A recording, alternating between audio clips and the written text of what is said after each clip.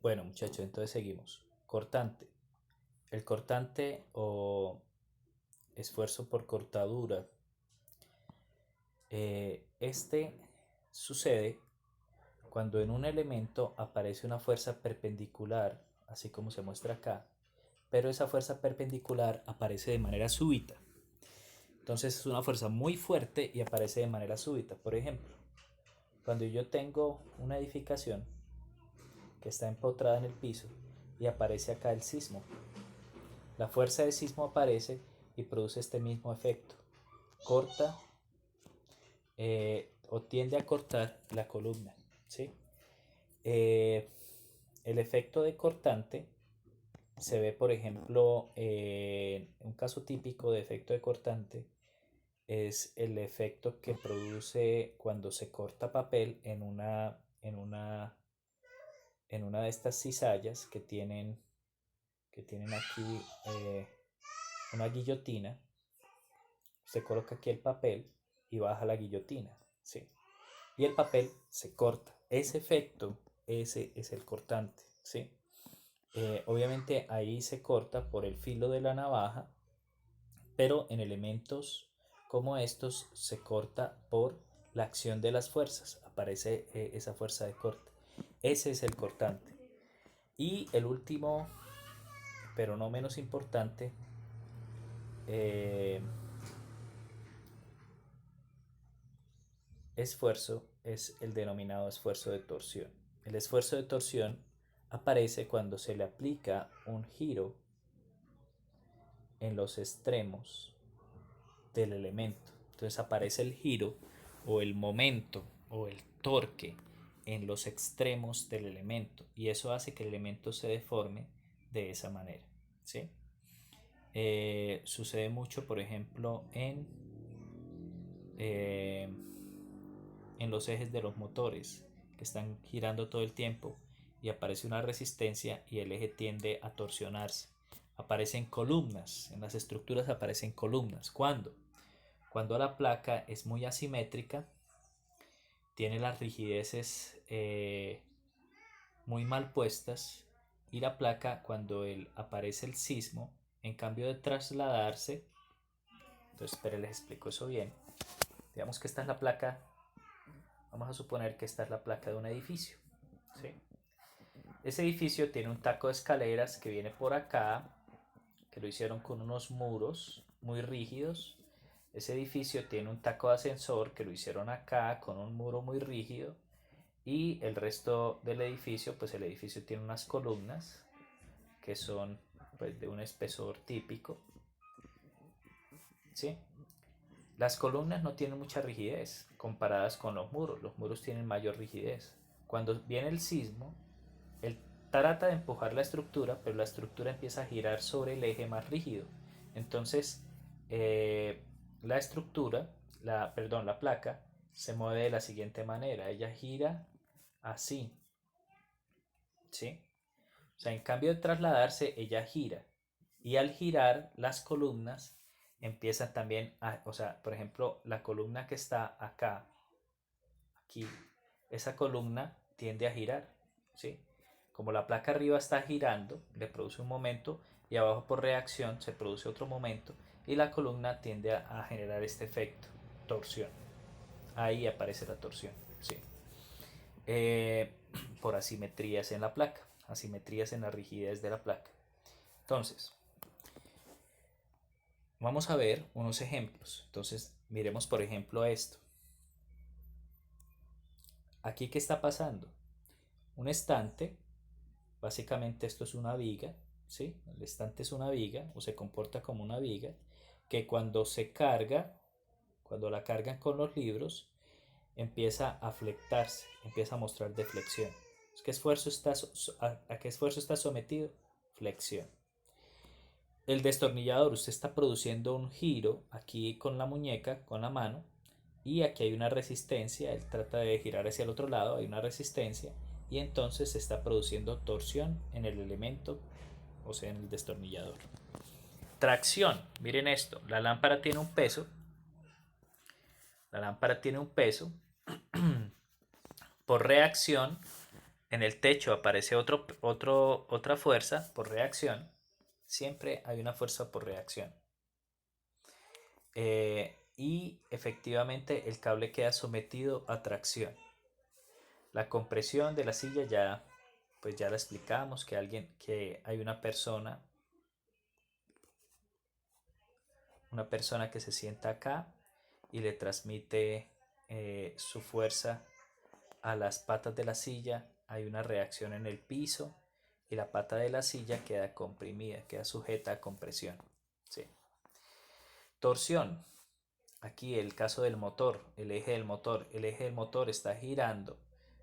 Si apareciera aquí una reacción, o sea, si este eje está sujeto por el otro extremo a otra pieza, aparecería la reacción y esa reacción me haría generar torsión en el elemento. Tracción, este ejemplo es bastante claro, una fuerza hacia acá, otra fuerza hacia acá y nos genera tracción. Una fuerza axial divergente sobre un objeto que genera tracción. Aquí hay varios casos. Uno es el de compresión, porque la viga, digamos, usted baja la línea, abajo hay un balde, el balde se llena de agua y cuando usted empieza a subir ese balde, esta agua pesa, tiene un peso. Esa agua tiene un peso.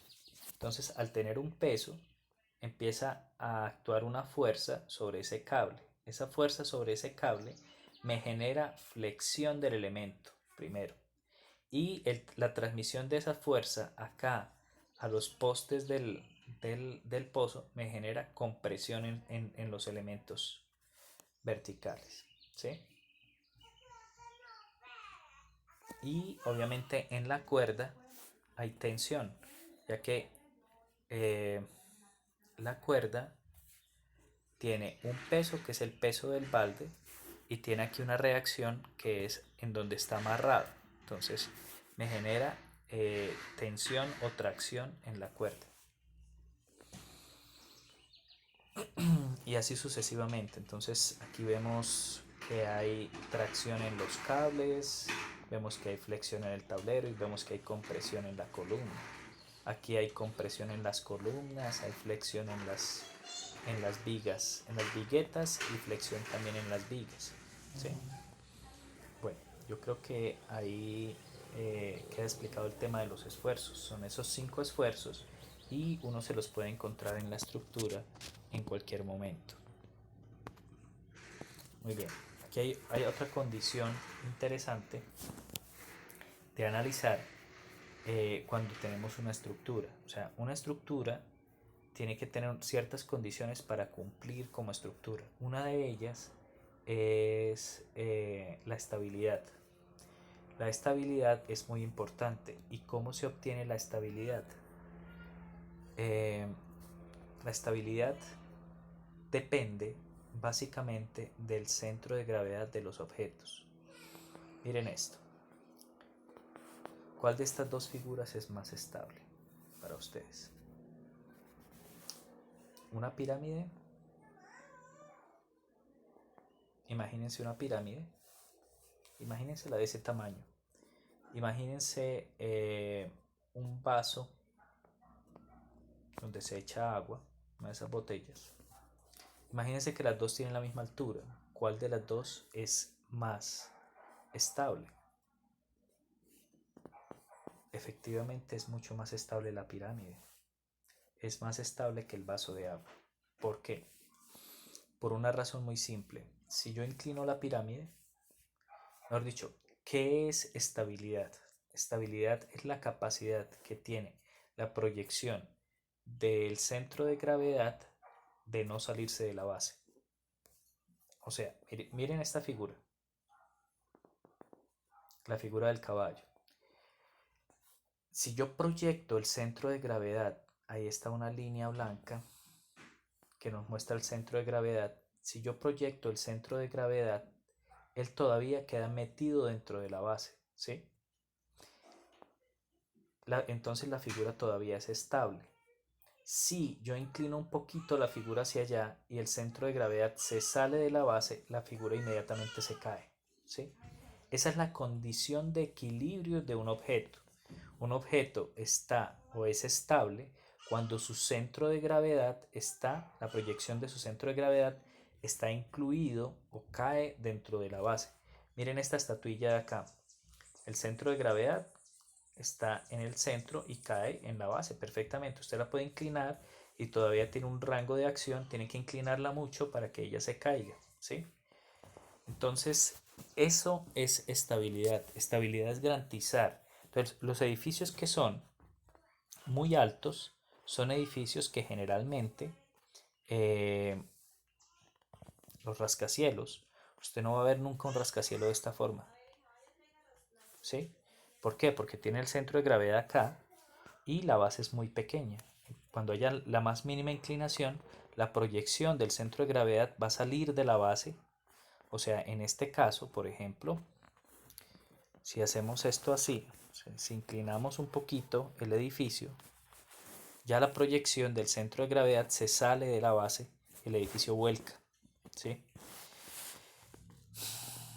Un edificio interesante, la Torre de Pisa, en Italia. La Torre de Pisa tuvo una serie de insucesos que le produjeron su inclinación. Una vez en etapa de construcción, la construcción tuvo que ser detenida por un tema presupuestal. Cuando retomaron la construcción se dieron cuenta que la torre se había inclinado. Entonces lo que hicieron fue agregarle un peso extra por acá en la parte norte para regularizar esa inclinación. La inclinación se produjo debido a los estratos de suelo por debajo. Los estratos eran unos suelos que se dieron, entonces la torre empezó a inclinarse. Eh, Trataron de colocarle un sobrepeso al otro lado como un lastre. Trataron pero siguió inclinándose, o sea, se corrigió y siguió inclinándose para ese lado. Entonces lo que hicieron fue colocar el campanario un poco descentrado para que se, para que se equilibrara. Total, quedó inclinada, es la famosa torre inclinada de Pisa, pero su inclinación, digamos, la torre no ha caído. Primero porque es una estructura rígida, es un tubo básicamente, o sea, es un cilindro hueco, muy rígido. Y segundo porque su inclinación, miren que aquí, si se dan cuenta, si uno proyecta el centroide, acá, si uno proyecta el centroide, todavía se encuentra el centroide en, dentro de la base. Entonces el edificio no se va a caer. Este edificio lo han tratado de reparar muchas veces. Creo que la última vez que lo hicieron fue como en el 2000 o algo así. Y creo que hicieron una inyección de concreto por acá por debajo y fue exitoso porque es que además el edificio se seguía moviendo. Cada vez se seguía inclinando más y su centroide tendía a salirse de la base y se calcula, ahorita tiene una inclinación del 5%, pero se calculó que cuando llegara a una inclinación del 15% la torre se iba a desplomar, ¿sí? Creo que con una inyección de concreto que le hicieron por acá, por este lado, lograron estabilizarla y dejó de moverse. Entonces la torre ya está inclinada, pero siguió inclinada, pero a pesar de que está inclinada es estable porque su centroide todavía está dentro de la base, ¿sí? Entonces dejemos ahí y seguimos en el próximo video.